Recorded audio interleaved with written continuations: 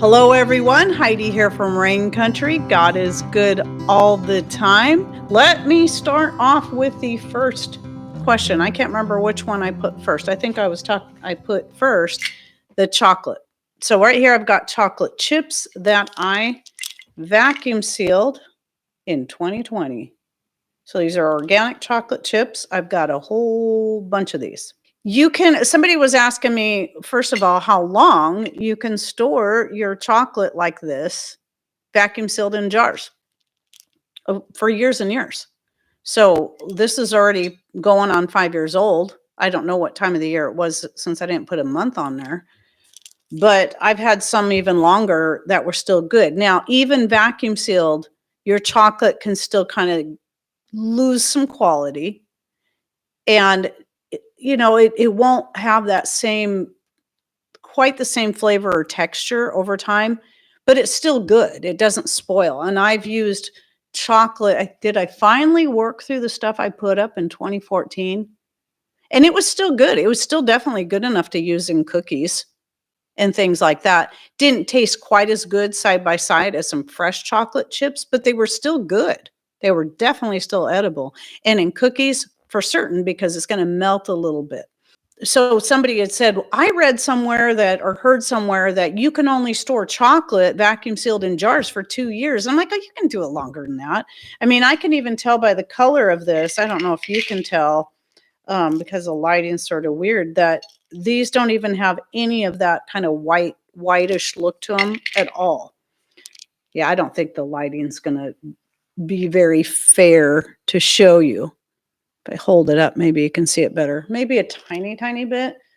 But yeah, these are going on 5 years old. Definitely longer than 2 years. And it should last forever, really. It's just you're going to lose quality like with anything else over time. There's a lot of stuff, canned goods, dehydrated goods, freeze-dried goods. They're going to lose some quality over time.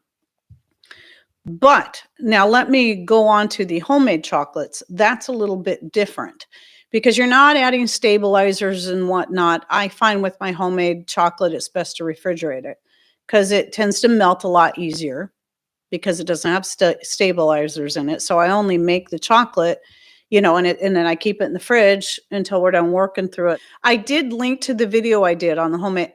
Actually, not the video I did, the whole playlist, because since I first started my channel back in 2016, I put out a very simple homemade chocolate video.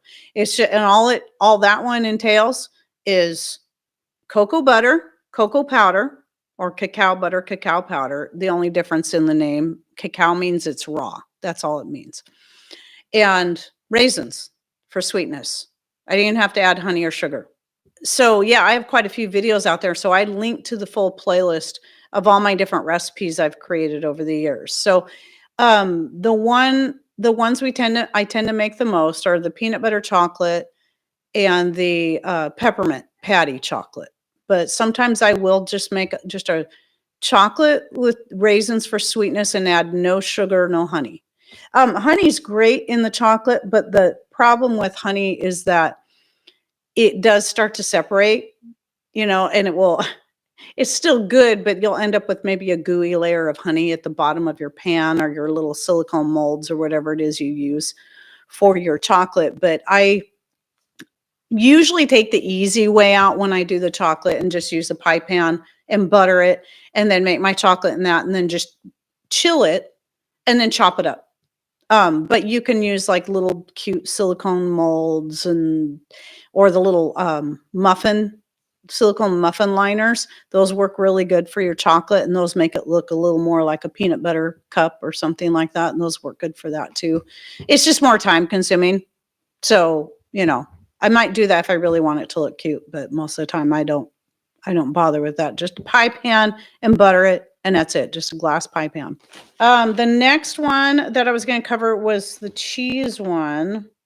What exactly was the question? Somebody had asked me if I have a video on making homemade cheese. I do. I have a couple actually. So I've linked to both of them in the description box. One is a remake of one I did quite a number of years ago. Making cheese from whether it be raw milk or in that video, I was using raw milk. You can also use, store-bought pasteurized milk. There's the word I'm looking for. I was trying to say processed milk. It doesn't matter. You can use either to make cheese. It's super easy. You can just do that with some vinegar. That's all you need. A little salt. And then you can add whatever herbs and spices for your flavoring once you get it mostly strained out, like I show in that one video that I have linked to down below. Then the other cheese making video is for the sake of those people who can't have dairy. How you can just take your own, like if you're making your own nut milks, the best one to use for cheese making is my personal favorite is pecan and cashew. Or you could do cashew with any other nut. I just recommend mixing it with another nut. It makes it easier to strain out, but usually it's a 50-50. My favorite is pecan cashew. And then so you make your nut milk and then you strain it out and then you take the pulp and all you do is just add a little salt and some nutritional yeast to get that more cheesy flavor to it. It's super, super simple. And it's actually quite good. So if you have to be dairy free, I mean, I love cheese. So to me, when I was a vegan for a period of time, it was at least 8 months. I was finding ways to make cheese and stuff because cheese is important to me. The sugar question comes up quite a bit when it comes to making vinegar. People, wonder if you can do it without sugar. And so the common question that people will then ask, because they're so worried, they're so scared to death of sugar of any kind, that they want to know if they can make vinegar without sugar. Well, the answer is no. You can't. You have to have some kind of sugar. There's healthy forms of sugar you can use. I don't recommend using coconut sugar because it has too many minerals in it. It may or may not work. But the higher the mineral content when you're using sugars for fermenting, the less chance your ferment's going to do really well. I mean, the minerals are good, but too much can actually slow or prevent a ferment because some of your certain minerals are naturally antibiotic, antibacterial, right? So, and that can even include the healthy bacteria that you need for fermenting. This is why I use organic cane sugar because it's cheaper than honey. Honey is a great one to use for fermenting and making vinegar and wines, but organic cane sugar is cheaper. So I save my raw honey for other things. So then the next question that comes with that was, well, can I use stevia? No, you can't use stevia. You can't use monk fruit extract because neither one of those are true sugars. They're just things that taste sweet. Okay. They might be natural, but they just taste sweet. So those are something people will use who are trying to get away from sugar but want sweetness in their baked goods, in their homemade chocolate, or whatever it is. But for making vinegar, no, it's not going to work because it needs the carbs that cannot be found in your non-nutritive sweeteners, such as the monk fruit extract or the stevia or other such, anything else like that. So all you're going to be doing by adding that to your vinegars is making a sweet vinegar because it's not going to take the sweetness away. If you want a sweet vinegar, I suppose that's fine, but you may not want your vinegar to taste sweet. If you're afraid of sugar, you don't worry about it in vinegar because when it's done, there's no sugar left. That's the whole point. The bacteria and yeast feed on the sugar and then take that sugar and convert it into alcohol. Then that alcohol with the oxygen exposure gets converted into acetic acid. Now you have vinegar, no sugar. So nothing to be afraid of there as far as sugar goes. That's why you must use honey or organic cane sugar. So, and raw honey is going to be best. What's your favorite? Oh, Kizik shoes and why? I can't make up my mind. Well, I don't know that I'll be able to help you because I wear the kids' ones and they have there's only one style in the kids I'll wear. I do have some other styles that are adult ones. They're too big for me, but because of what I use them for outside, like some outside boots, I'm not so worried about it. I wear thick socks or whatever. but they're mostly for garden and whatnot. But yeah, the I don't wear the really kid-looking kids ones. I just have the basic. In fact, I have a. They look like this. They do make this style of shoe in adults. I forget what it's called, but they don't have it in the camel. So I have the camel ones and I have the black ones. I really like them because they're easy to slip on. And then I have some in the adult size ones. Like I said, they're too big because they only come as small as a 6, and the 6 is just too big.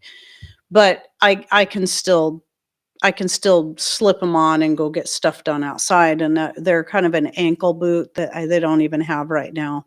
They were only out for a short time. I don't know if they'll come out with them again, but they were leather. And I wanted those because I knew they'd be more waterproof and all that. So they were great for stomping around in the snow. Somebody asked me if I grow moringa. I get this asked every so often. People try to encourage me to grow moringa. Well, I've tried a few times. I've even tried growing dwarf moringa, and that one at least germinated and then died shortly after, even though I had it in the greenhouse and in the house. It does not like our area. It's just not meant to grow here. And the more I got to thinking about it, it's like, I don't know that I want a moringa tree because for one, it's a tree and it doesn't like our area, and I don't want to grow it in the house.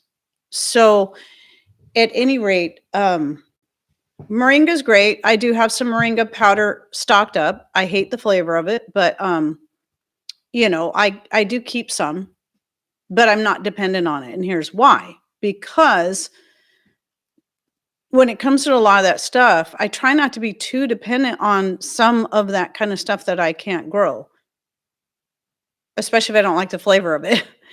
Because I can grow all kinds of highly nutritious herbs that love it here, such as nettle.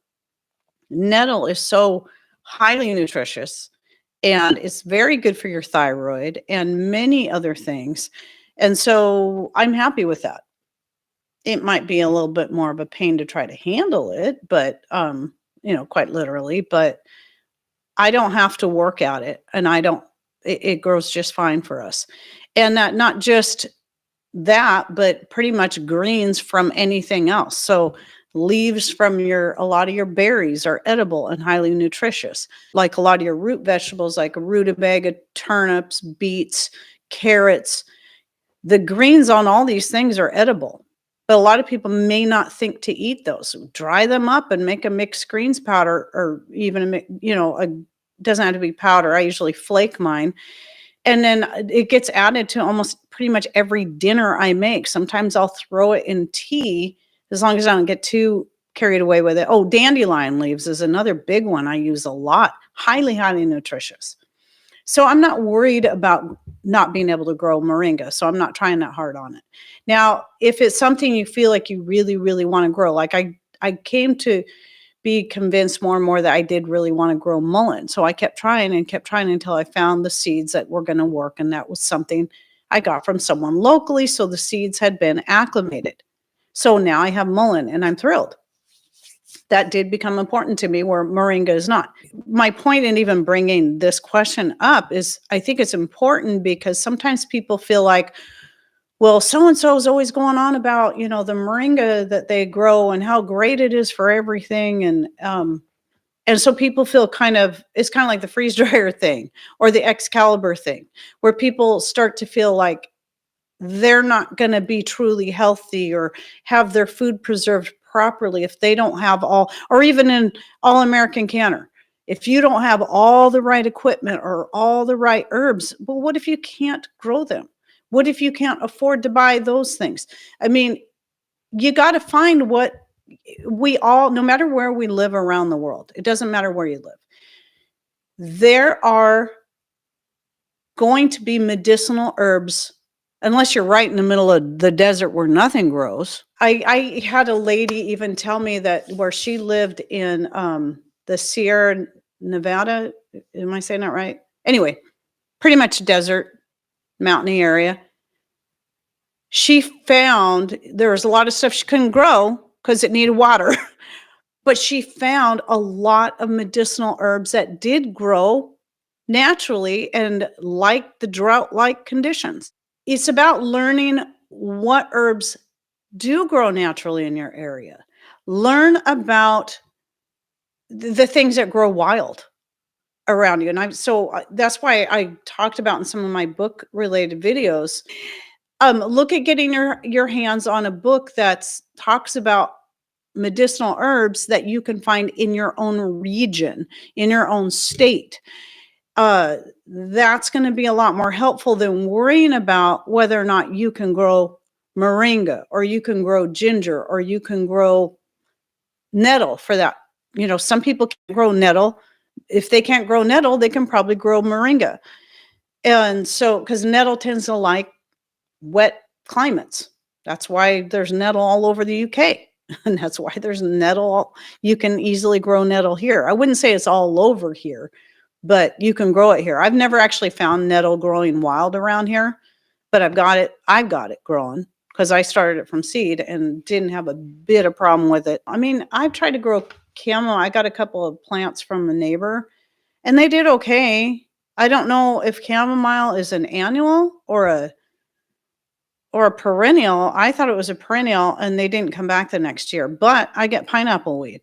Pineapple weed is a form of chamomile. Let me move on. Somebody else asked if they need to cook elderberries before tincturing. No, you do not.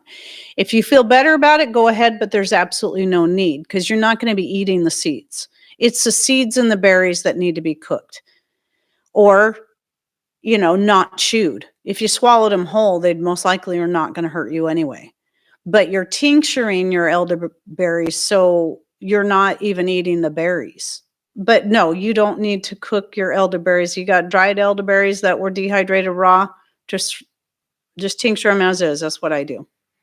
No problems. In fact, that's what's in here. Tincture that was made from raw but dehydrated elderberries. Oh, that was another one. Someone asked me about flour. Does flour only last for 2 years? Oh, I guess it depends on how you're packaging it, but yeah, it's going to last a lot longer than 2 years if it's properly stored and you're keeping it free from moisture and from weevils. Now, if you're talking about whole grain flours, once the grains have been ground into a flour, the nutrient loss happens fairly quickly. So it's best if you're talking when it comes to whole grain flours that you grind them up and use it as fresh as possible because you will have nutrient loss, but it doesn't mean it goes bad and you can't use it. You just won't get as much nutrients out of flour that is whole grain that's been sitting for a long period of time, even if it's very well stored. It's not going to just up and spoil after 2 years. That's just not going to happen. And if it's a whole grain flour, you might not have a lot left in nutrients, but you're still going to have your carbs. Like I'm always saying, you're still going to have your carbs. You're still going to have your minerals. And, it's still going to be edible is the point. But like anything, it's always best to try to rotate through your stuff as much as possible. Let's see. Oh, a little tip that a few people gave on my video on the more 5 things to consider storing that you might not have thought about is storing your super glue in the freezer once you've opened it. I never heard that before. I learned something completely new. So apparently you can do that and it's going to prevent it from drying out. I was like, well, that's good to know. I wish I would have known that years ago. I had never heard that before. So thank you to all those people who threw that tip out there. I've recently been enjoying hibiscus tea and wondering if it's possible to drink too much.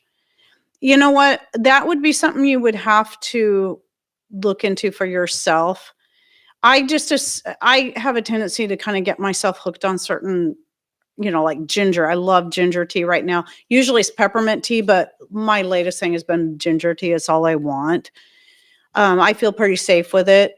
I think it's a matter of just listening to your body, really. I mean, if you start not feeling right, you might be getting too much. Or see any other side effects that just, aren't normal. And the only thing you can relate it to is the fact, the thing that you've done different is drinking a lot of hibiscus tea, then you might need to back off and just try a different tea for a while. Do you ferment vegetables? Yes, I do. I just don't ferment everything all the time because I don't like everything fermented. I love kimchi. And right now I'm working through, like, I recently had made 3 quarts of kimchi and I love it. But even that, after a while, it's like, okay, I need a break from it after a while. I love fermented hard boiled eggs. And those are probably the 2 main things as far as a food thing goes that I like to ferment and consume. Other things I might ferment more of just another way to preserve them, like cut up onions or garlic. It does reduce the potency of those, which I don't prefer as much, but sometimes it is nice to have them in that form. But with garlic, like whole fresh garlic, I prefer to actually freeze it. It thaws really quickly and you can just chop it up and you're not losing the heat like you do with the fermented garlic or the stronger garlic flavor. Someone's asking about my butter croissant roll recipe and if I have a recipe. Generally speaking, yes, because on my main channel, I have a recipe for my basic bread recipe that I use for making cinnamon rolls. I use for making the butter crescent rolls. I use for making loaf bread, pizza dough, all of that. It's just I might change what I add to the dough according to how I'm using it. But like the butter crescent rolls, it's just a matter of, like, after I got the dough all made and I'm getting ready for the second rise, I just roll it out and turn it, butter it and then roll them up into little crescents and butter it again. They got a lot of butter. They're good that way. They're so nummy. They're kind of our favorites. Our favorite type of bread just to eat is that. And you don't even have to butter it. It's already all buttered up. Anyway, another question I had was, this is going to be in regards to, I was kind of talking on Sunday, because I was talking about fasting, I was talking about scripture, and somehow yeast came up, the subject of yeast. And I was talking about how in the Bible, the reason you had like the Feast of Unleavened Bread, and the reason the bread was unleavened and you had to get your yeast out of the house for that time. So that would be like your sourdough starters, all that stuff. Any yeast laden bread was to leave the house for that week. And somebody asked me if fluffy bread or bread with yeast in it was sin. No, it's not. It's about the symbology of yeast representing sin. It doesn't mean that yeast is a sin and you can't have it, but it's all about the symbology of that, and Christ being sinless was the unleavened bread. Because he was sinless, he didn't have yeast in it. But yeah, I mean, eating leavened bread was totally normal, except for it was not, and those who still like keep Feast of Unleavened Bread just don't eat it during that 7-day period. You just don't have any bread with yeast in it. And some people think that carries over into, like, using baking soda. Some say, or baking powder. Some say yes, some say no. I just say, I'll just not leaven any of the bread, just have flatbreads for the week. And so I came up with this excellent recipe for, like, basically a cracker bread that I absolutely adore. My grandkids adore it. So yes, Tammy, correct. It affects the whole lump. And so that's why the yeast was a representation of sin, because just that one little bitty sin can taint everything. And that's where that comes from. But it doesn't mean you can't ever eat yeast. I mean, it's not a sin. It is not a sin to eat bread, to eat sourdough, or eat any other kind of yeast bread. It's not a sin.